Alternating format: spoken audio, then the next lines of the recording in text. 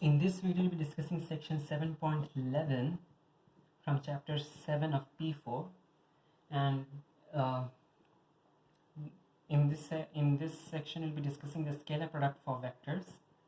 Okay, now this is the last section of the chapter, but I would say that for someone who is not aware of the scalar product for vectors, this is definitely going to be the most difficult section of this chapter. Okay, but before we continue with what the scalar product is about, let's discuss angles between vectors. Okay, so let's consider if you have two vectors A. Okay, if you have two vectors A and B. Okay, if you have two vectors A and B, in that case, if you have two vectors A and B, in that case, the angle between the two vectors is given by can be expressed by the variable theta. Now, before we continue further, we need to specify that the angle is the angle theta as after you draw the vectors pointing out. Okay, so both of them need to point out from the point. Okay, from the common point over here. So let's, if this point is called x, in that case both the vectors need to point out. Okay, before you determine what the angle between the two vectors is. Okay, so if you have, let's consider a vector, if you have a vector c which points this way, okay, and you have a vector d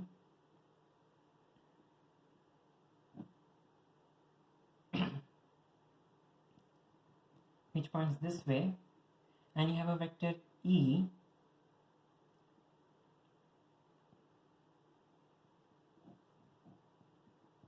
which points this way.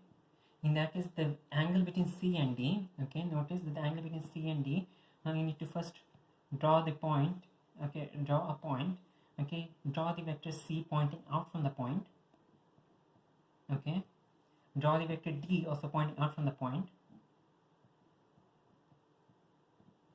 okay, and the angle between the two vectors is going to be over here, okay, theta, okay. So this theta is acceptable, the other theta is also acceptable, but usually we're considering the acute angle theta. Okay, the other angle is going to be reflex. Okay, so this theta is acute and it is going to be the angle between the vectors C and D. Now let's consider D and D. Okay, notice that we could draw, okay, D being this way, E being this way, and you could say that the angle between the two vectors is this, but this is not correct. Okay, this is correct, but this is not correct, because in this case one of the vectors is pointing out, the other vector is pointing in. Okay, both the vectors need to either point out or point in. Therefore, in this case, D is going to be this way and E is going to point out from the point, and therefore this is actually your theta and that is not your theta. If you talk about C and E, okay, C is pointing out, E also needs to point out. Okay, so E also needs to point out from the point. Okay, so we have E, and therefore in this case theta is equal to 180 degrees. Okay, in all cases angle, the vectors need to point out from the point. Okay, vector needs to point out. Okay,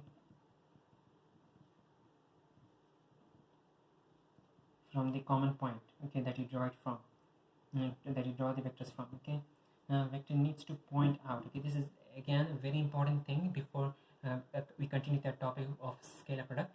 Okay, if one of the vectors is pointing in or pointing and the other vector is pointing out, okay, the angle between them is not going to be the correct angle. You need to have both the vectors pointing out. Okay, and now let's move on to the topic.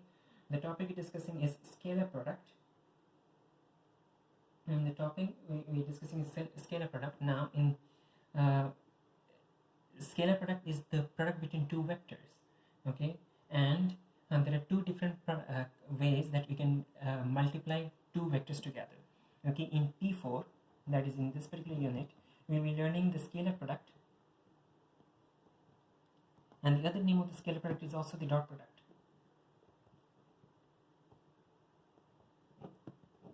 Okay, in P4 Now we have scalar product with dot product, and if you study further P mathematics, in that case in FP3 you'll be coming across the vector product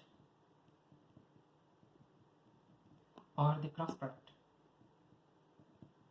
Okay, now since we are discussing P4, okay, we'll not be discussing in details what the vector product is, but just to differentiate between the dot product and the cross product, we'll be giving you a few differences between the scalar product and dot product. And the first difference is that in this case, okay, the scalar product, the answer is a scalar. Okay, the answer is a scalar. It is just a single number. Okay, the answer is a scalar. Okay, but in this case, the answer is a vector. Okay, the answer is a scalar. In this case, the answer is a vector. Okay, now another in the formula for a scalar product, okay, is represented by using the dot. So as a result, you have A dot B. Okay, in the case of the vector product, you have the vector product or the cross product is represented using a cross, so A cross B. Okay, in both cases we do need the magnitudes of the vectors. So we have A magnitude multiplied by B magnitude, and in this case we have cos of theta. Okay, where theta is the angle between A and B. Okay, and in this case we have sine of theta. Okay, where theta is the angle between A and B. Okay, and since this is, notice that over here A modulus, this is the scalar, this is a scalar, and this is a scalar. Okay, so overall the overall answer is a scalar. Over here this is a scalar, this is a scalar, and this is a scalar. Okay, they are all simple numbers, but the answer needs to be a vector, and that is because we do have a vector component to this, a unit vector. So this is a vector, and thus the overall answer is a vector. Okay, now how do you determine n is not part of a discussion, that if you do study cross product in detail in FP3, you can look into that. But for the time being, this is what we need to know. Okay, that the scalar product gives you a scalar answer. Okay, it's not a vector answer, but the vector product does give a vector answer.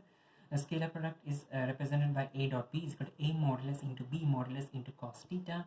The cross product is having represented by this cross symbol, and it requires the sine theta. Now example, and now the thing is, while the topic over here, okay, the scalar product and the dot product, the scalar product and the vector product might seem to be new and seem to be a bit foreign, we do use scalar product and vector products a lot in the other sciences. Okay, for example, if you consider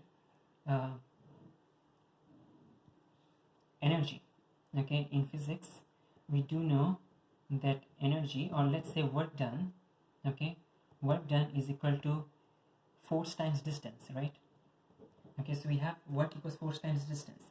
Over here, the energy is actually a scalar product, okay, and work is equal to the dot product of force and distance, because you're talking about the distance moved in the direction of the force. Okay, the distance and force need to be in the same direction. Okay, so for this we do have the dot product, and for the cross product we have an example, moment. Okay, we do know that moment is equal to F times D again. Okay, but in this case moment is actually a cross product. Okay, and for the dot product, okay, having two parallel vectors gives you the maximum dot product. Okay, and for the cross product, having two perpendicular vectors gives you the maximum cross product. Okay, and so again, as an example, energy is the dot product of force and distance, moment is the cross product of force and distance, and moment is a vector. If you in the case of energy, okay, let's say if you have 10 joules, you cannot have minus 10 joules, and 10 joules does not have a direction. Okay, so energy is a scalar indeed. But in the case of moment, okay, if you have 10 Newton meters, okay, 10 Newton meters does have a direction, because it could be either clockwise or anti-clockwise. Okay, if you remember from mechanics M1, okay, 10 Newton meter can have a direction. Okay, and it depends overall upon the orientation of R and F. Okay, and yeah, over here we do need R and F to be perpendicular to each other. In this case we do need f and d to be parallel to each other. So this is just a simple example of how we do use the dot product and the cross product in the other sciences. Okay, but this chapter is dealing with the dot product only, and thus we'll continue discussing dot product. So again, let's forget what the vector product was. We are discussing the dot product again. The dot product is defined as A dot B is equal to A modulus times B modulus times cos theta. Alright, the dot product or the scalar product, you can use either of the names, okay, is given by A modulus into B modulus into cos theta, where theta is the angle between the two vectors. And you need to be, again, be spatially careful that the angle is determined after you draw both the vectors pointing out from the common point. Okay, so over here theta is this angle, not this angle. Okay, now continuing the discussion.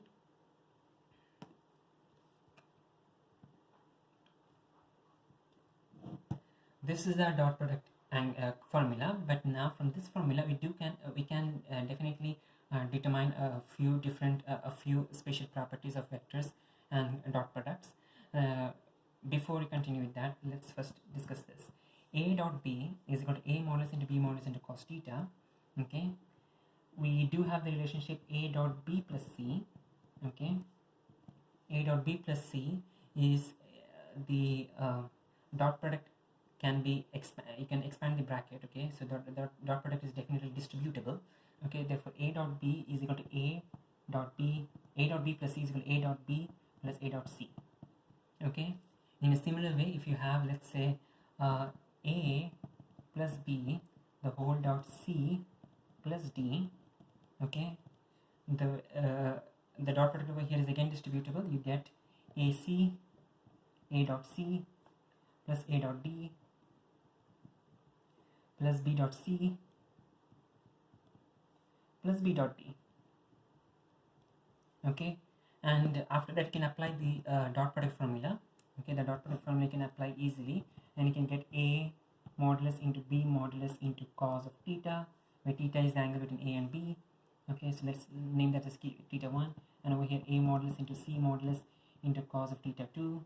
Over here you can have A modulus into C modulus into cos theta, A modulus into D modulus into cos theta 2, B modulus into C modulus into cos theta 3, B modulus into D modulus into cos theta 4. Okay, now so this is the distributive property of dot product. You can easily expand and apply the dot product to each and every component in the bracket. And we can also apply, let's say, if we have A dot delta times B, okay, this can be expanded as well. Okay, and we can express this as delta times A dot B.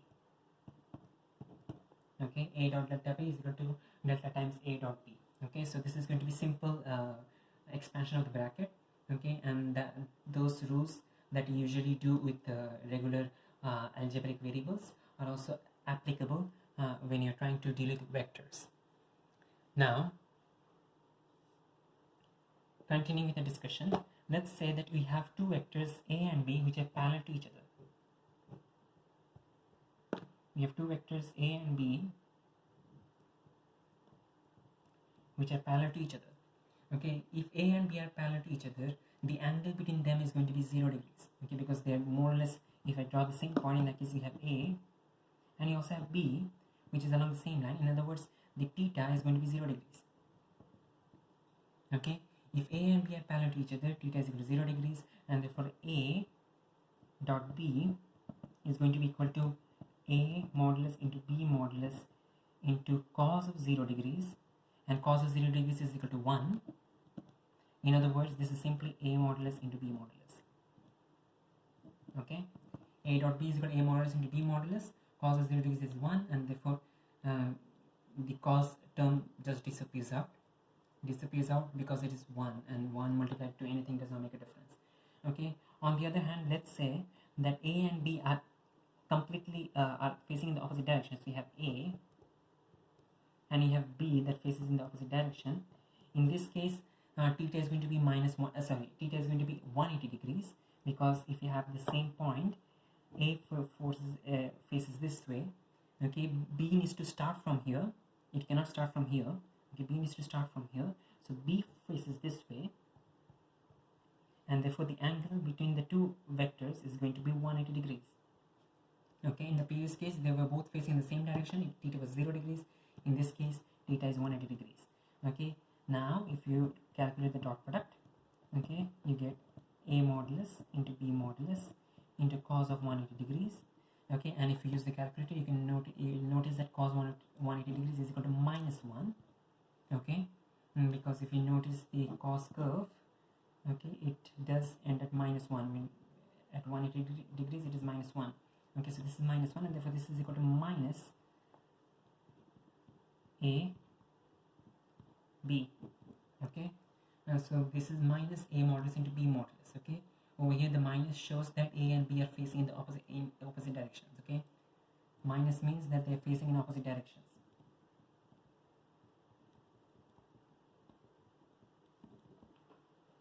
All right, now so these are definitely some special cases, okay, for the dot product.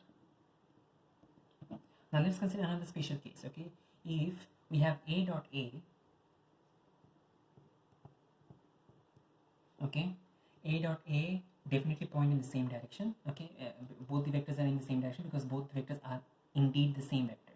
So A and here A and B are facing the same direction, but they are having different lengths. Therefore it is A modulus into B modulus. But if A dot A is the dot product to be evaluated, in that case this is going to be simply A modulus into A modulus, and cos of the angle between A and A is simply 0 because they're both the same vectors. So cos of 0 becomes 1, and therefore this is simply A modulus square. Okay, this is another special case. Okay, this is special case 1, 2, 3, and if you have A dot minus A, it is going to be equal to minus of A modulus into A modulus, which is equal to minus A modulus square. Okay, A dot of minus A is equal to minus A modulus into A modulus, which equals minus A modulus square. Okay,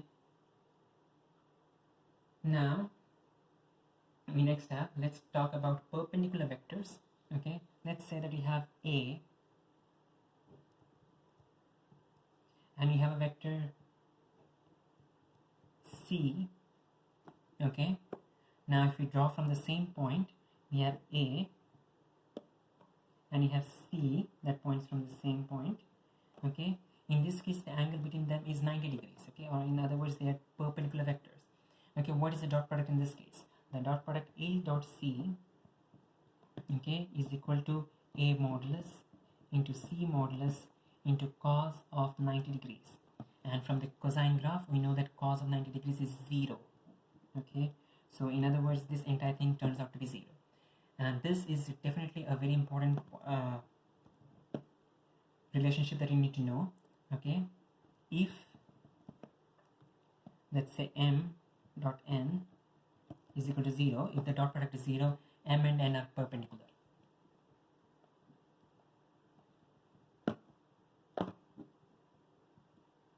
Okay, a very important relationship that is used a lot in when dealing with questions having perpendicular vectors. Okay, if M and N are perpendicular, in that case M dot N equals 0.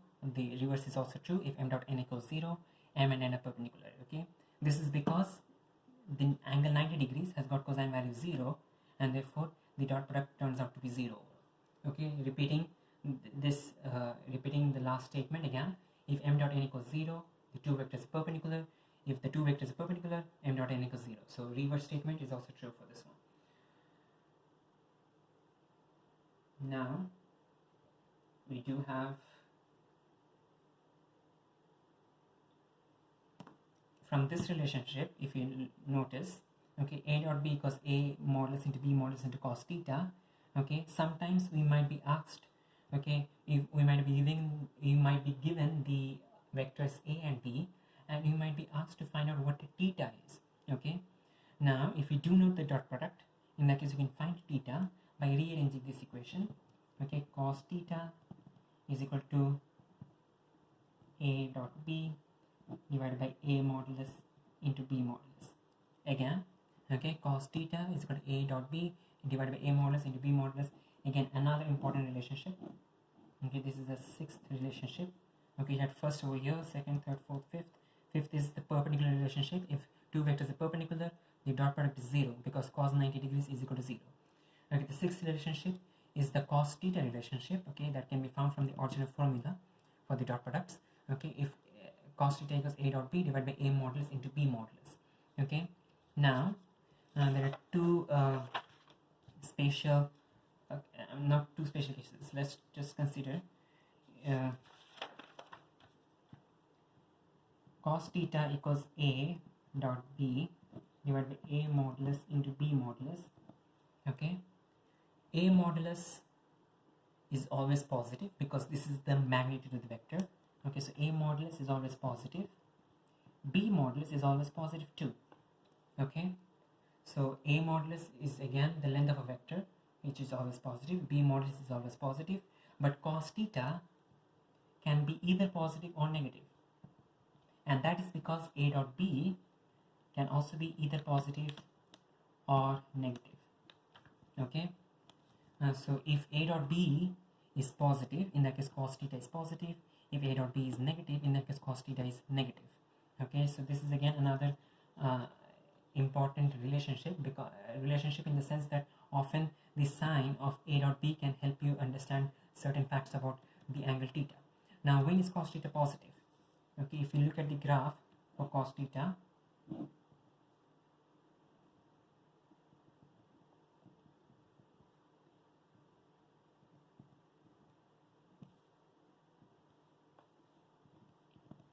in that case you notice that before 90 degrees, okay, when is cos theta positive? Cos theta is positive when theta is less than, and theta is between 0 and 90 degrees, or in other words, when theta is acute, cos theta is positive, and when theta is obtuse, cos theta is negative. Okay, the same thing can be actually deducted and deduced deduced from your all sine tan graph. Okay, in the first quadrant cos is positive, in the second quadrant cos is negative. Okay, so that thing if we apply over here, okay, we can notice that when cos theta is positive, okay, theta is acute, and when cos theta is negative, theta is obtuse. Or in other words, if we apply the relationship, we can notice that when a dot b is positive, it means that theta is acute, and when a dot b is negative, theta is obtuse.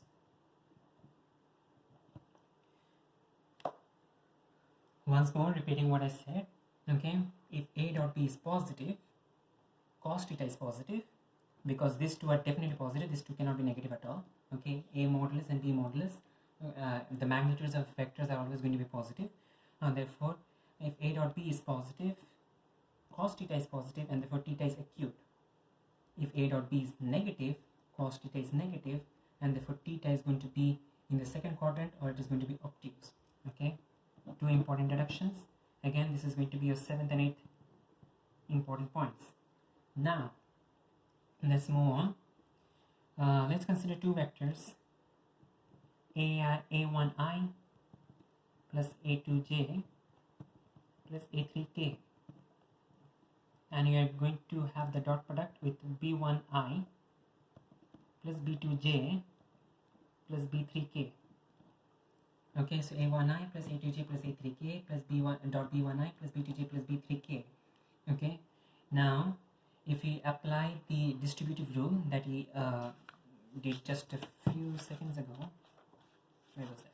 Here, a dot b plus c is equal to a dot b plus a dot c. So you can apply the dot product separately to each component. So over here also you can apply the dot product to each component separately. Okay, so we can apply a1i dot b1i. Okay, a1i dot b1i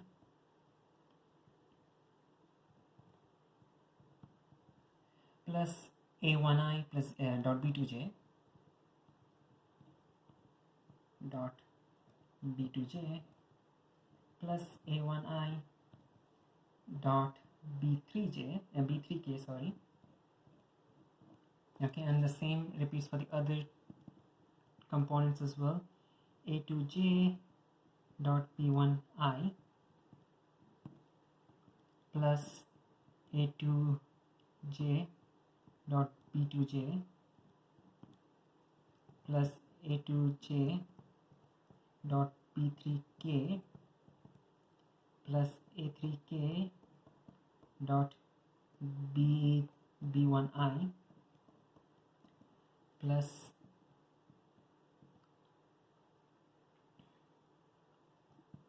a3k dot b2j plus a3k dot b3k. Alright, so this is the expanded form. Since you have 3 terms on the first vector, 3 terms in the second vector, you have 3 times 3, 9 terms. Okay, so 1, 2, 3, 4, 5, 6, 7, 8 and 9 terms we have. Now before we continue further, okay, let's talk about the unit vectors I, j and k. Okay, we have I, we have j, we have k. Now since I, j and k are basically the definition for I, j and k, if you remember from the previous sections, the definition for I, j and k was that they were unit vectors. Okay, so I is the unit vector along the x-axis, along the positive x-axis, j is the unit vector along the positive y-axis, and k is the unit vector along the positive z-axis. Therefore these ones are all having magnitude 1. Okay, these vectors have all got magnitude 1. Okay, now the other thing that I need to note down is that since I is along the x-axis, j is along the y-axis, and k is along the z-axis, and we know that x, y and z, the 3 axes, are perpendicular to each other. Therefore I dot j is going to be equal to 0, I dot k is going to be equal to 0 because they are perpendicular. I and j are perpendicular vectors, I and k are also perpendicular vectors, and so is the same for j dot k is equal to 0. Okay, so I dot j is equal to 0, I dot k is equal to 0, j dot k is equal to 0. Alright, so we can apply those rules over here, but before we continue, we do have some other rules to consider. I dot I, okay, if we apply the rule that we discussed over here, a dot a is simply a modulus the whole square. Okay, because the angle between a and a is simply 0, therefore cos 0 is 1. A modulus the whole square is going to be the answer. Over here we apply the same relationship. I dot I is equal to I modulus into cos 0. Cos 0 is 1. I modulus into I modulus is simply 1 times 1, which is simply 1. Okay, so I modulus I dot I is equal to 1. In a similar way, j dot j is equal to 1, and k dot k is equal to 1. Okay, so this is again important relationships. We derived this using our previous relationships. So now if we try to simplify this expression over here, we're going to use the distributive we're going to simplify the expression over here. We get a1i dot b1i is equal to a1 b1 times I dot I plus a1 b2 I dot j plus a1 b3 I dot k plus a2 b1 j dot I plus a2 b2 j dot k j dot j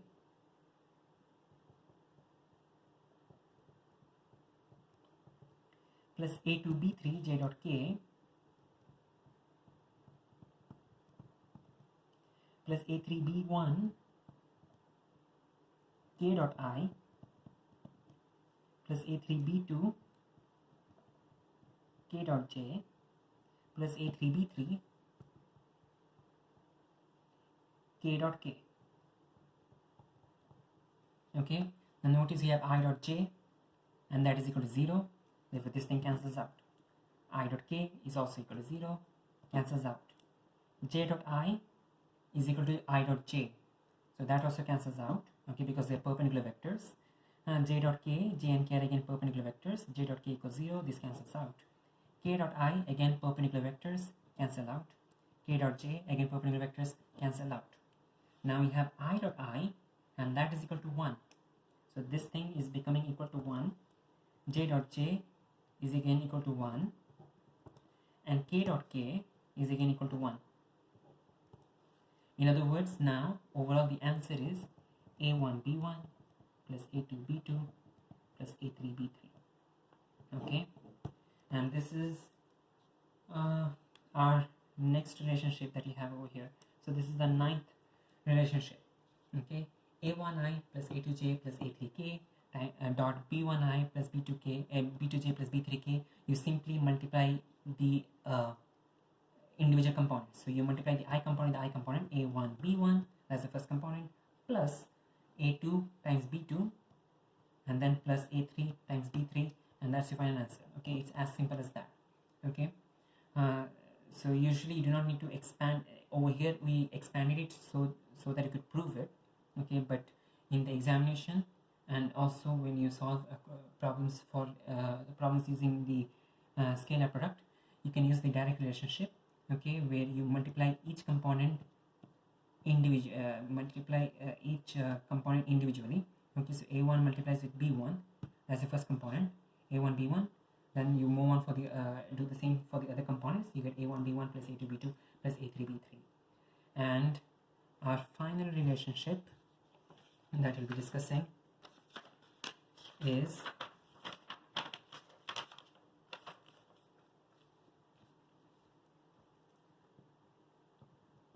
if a dot b is equal to a modulus times b modulus times cos theta, okay, then b dot a is equal to b modulus times a modulus times cos of minus theta. And if we know that cos of minus theta is the same as cos theta, because cos is an even function.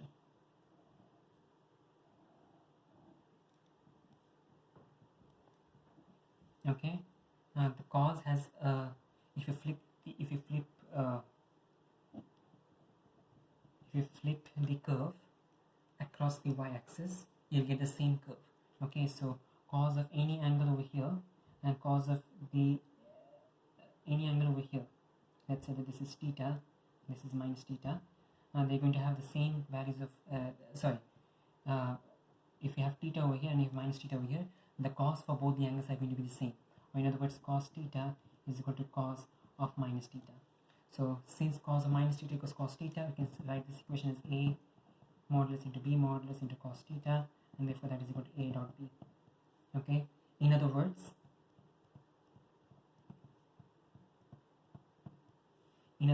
this is the final relationship we have. Okay, direction does not matter. The orientation, the order does not matter. Excuse me.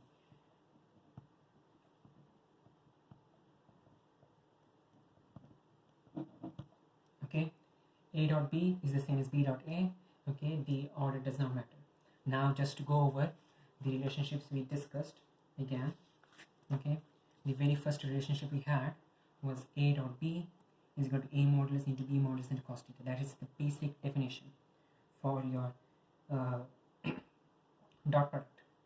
Now from this you can get the angle formula, which is cos theta equals a dot b divided by a modulus into b modulus.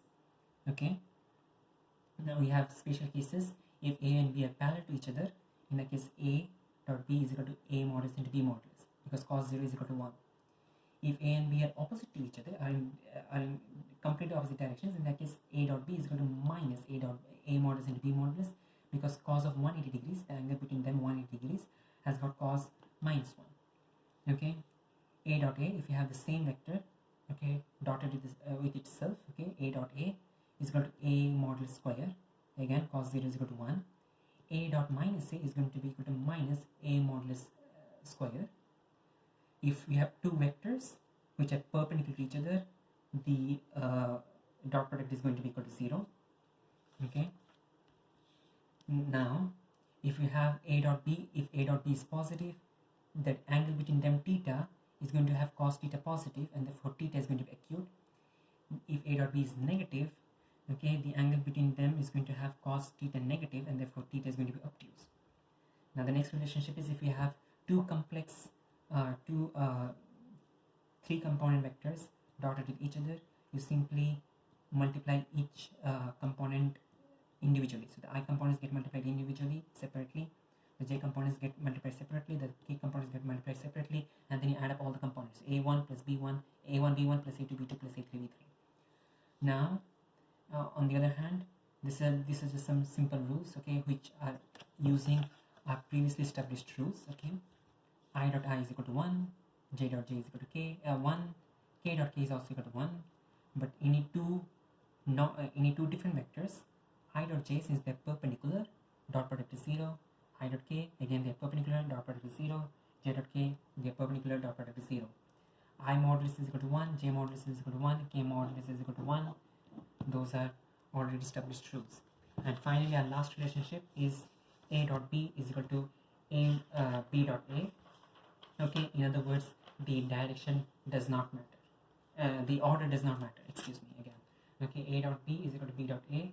It does not matter whether you either way you write it, you're going to get the same answer. All right. Now we've done it all the theories. Now you can move on with examples.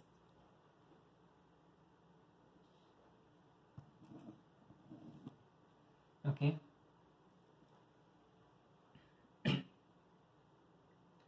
Let's consider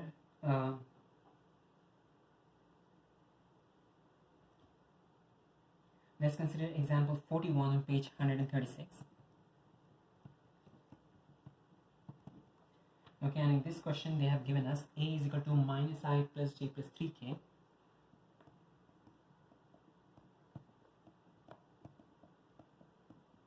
And b is equal to 7I minus 2j plus 2k.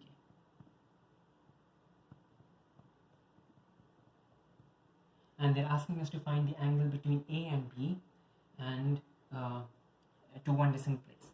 So if let's give the angle a name, okay, let theta be the angle, okay, between A and B.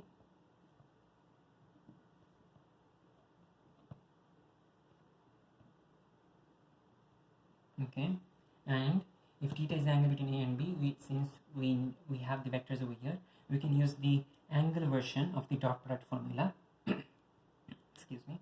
We can use the angle version for the dot product formula, and the angle version is cos theta is equal to A dot B divided by A modulus into B modulus.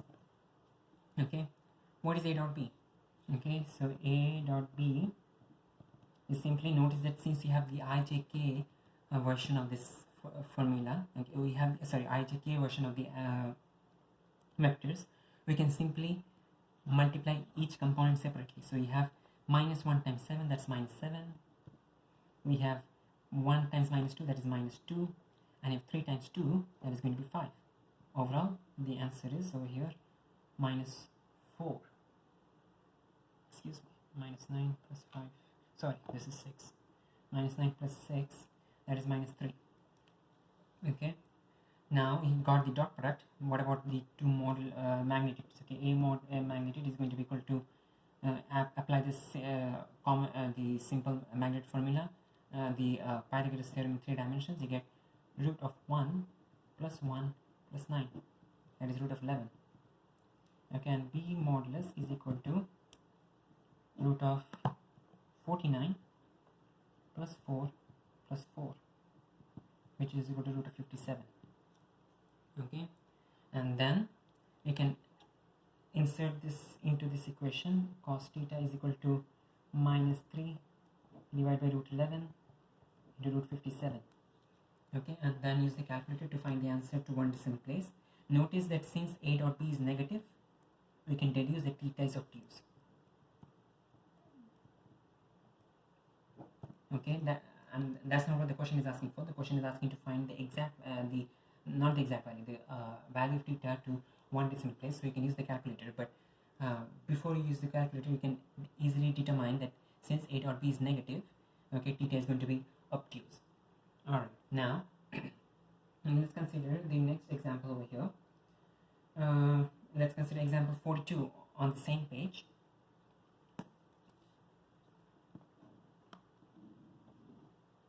Okay, and in this example they have given us a is equal to 2i minus 6j plus k,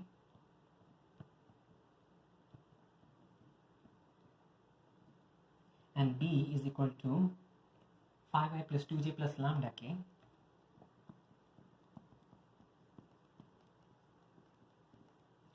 Okay, a is equal to 2i minus 6j plus k, b is equal to 5i minus plus 2j plus lambda k, and the question says that we need to find the value of lambda given that the two vectors are perpendicular. Okay, so the only help that they have given us is that the two vectors are perpendicular. So since the two vectors are perpendicular, we know from the rules for dot products that a dot b is equal to 0. Okay, if two vectors are perpendicular, a dot b is equal to 0. Now what is a dot b though? Okay, we have the ijk version of these vectors, so you can simply find out the dot product by multiplying each component individually. 2 times 5 is equal to 10, minus 6 times 2 is equal to minus 12, and 1 times lambda is equal to plus lambda. Okay, so this is equal to 0. Solve the equation and you'll get lambda is equal to 2. Okay, so that's how you use the dot product to help solve questions about perpendicular vectors. Now let's consider example 43. Okay, in example 43, okay, they have given us vector a, which is minus 2i plus 5j minus 4k, and vector b, which is 4i minus 8j plus 5k.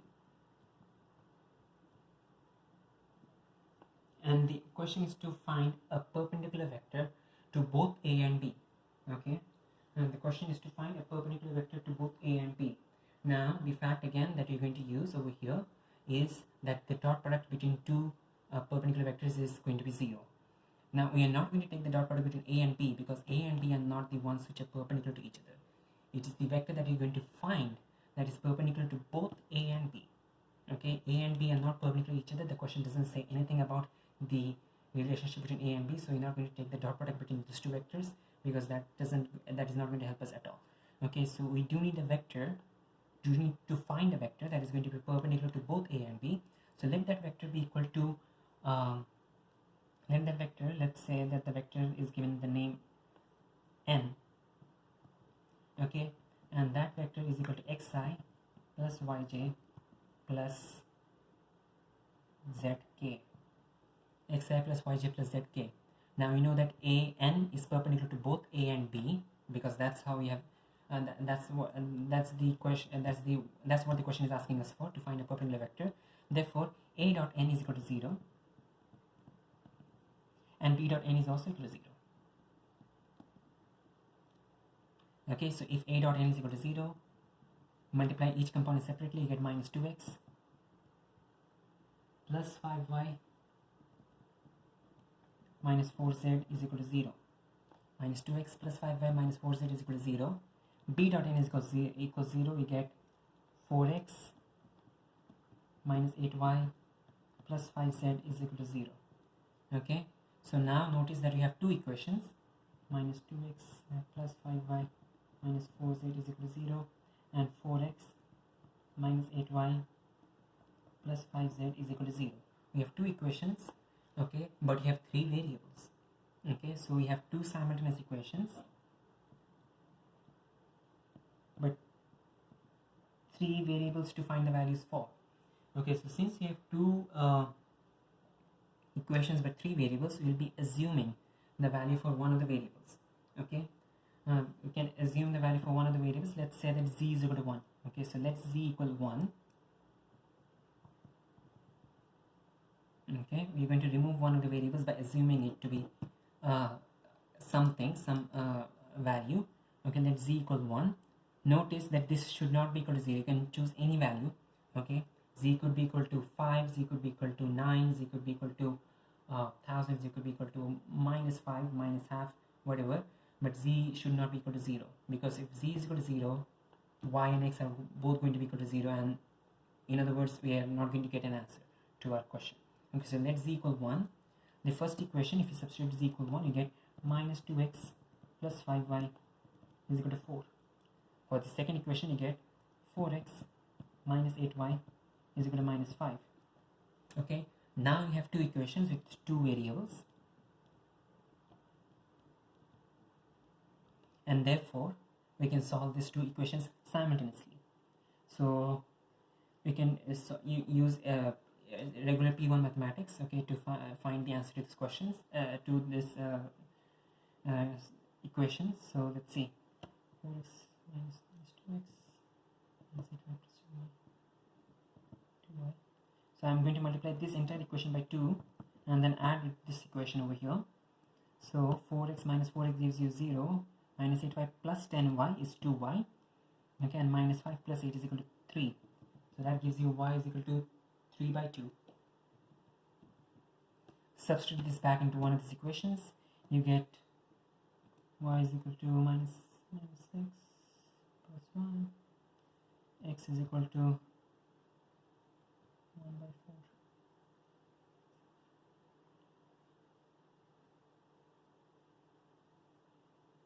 No, that's not the answer. Minus 3 by 2.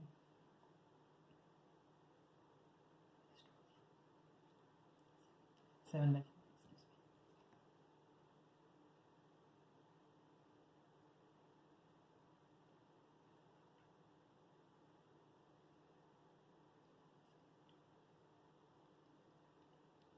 Yeah, that's it.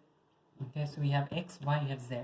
Okay, so x, y, and z are there. We can substitute this back into our original expression. So n is equal to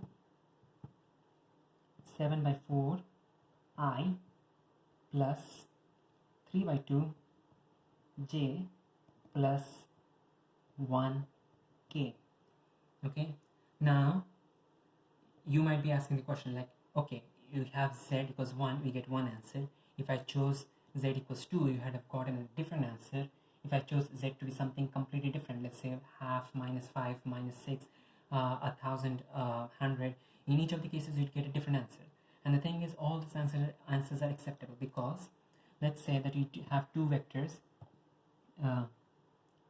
If you have two vectors a and b, you have two vectors a and b, in that case the perpendicular vector could be of any length. Okay, as long as it is perpendicular, it could be of any length. So this is acceptable. On the other hand, this is also acceptable. Okay, I'm drawing this in 3D just to make sure that we are okay. We are drawing this in 3D plane. Okay, so we have the y-axis, the x-axis, and the z-axis. This is just a scenario. Okay, so let's remove the axis. Okay, so you could have n. On the other hand, we could have a larger n. We could have larger n along this direction. We could have even a smaller n, and it could be in any direction. Okay, it could be in the opposite, in the upward direction. It could be in the downward direction. So that's why all these answers are acceptable. Okay, we assumed z is equal to 1 in this case. You could have assumed z equals 10 in this case and still found the answer, and it would still be acceptable, because it is